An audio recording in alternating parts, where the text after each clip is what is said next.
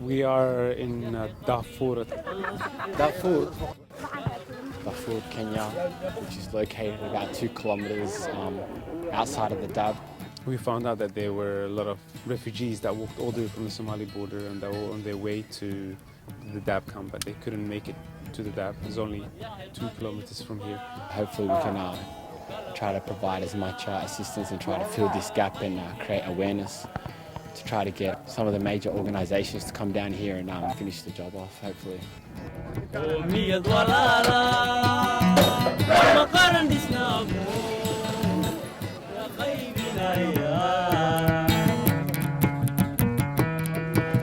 They don't have water storage facilities. They don't even have the jerrycans to fetch the water. So household-based emergency drinkable water, that will be one need.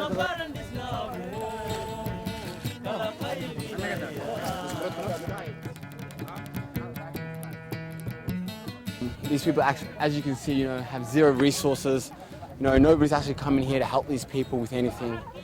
So, we've come in here, providing basic necessities like some water, biscuits, dates, powdered milk. It's Eid day today, and it's sad. Some of them don't have anything to eat. This is the best we can do. sidan hadda waxaan ka koobnahay 8 qof ka koobnahay marka inta guriga ku hoyanaa dabeeshan iyo sidan ay tahay bisqul ma qabno balabala ma laha laakiin tii waa weyne waa naga dhamaatay arig waa baay tan meesha ina maanta nolosha xagga tan baan nagu daran hadda taagnahay ana rafaadki soon aan ugu qabto hadana soon. As of now, there are so many IDPs, mainly women and children. According to one mother who is from Salana, some 60 kilometers away, she has lost all the animals, 40 camels, 20 cows, and all the goats. She's among the many households today we're reaching here. We are giving them food, we're giving them water, cookies, powdered milk, some dates. This is the beginning of an initiative which will continue up to tomorrow and the coming days.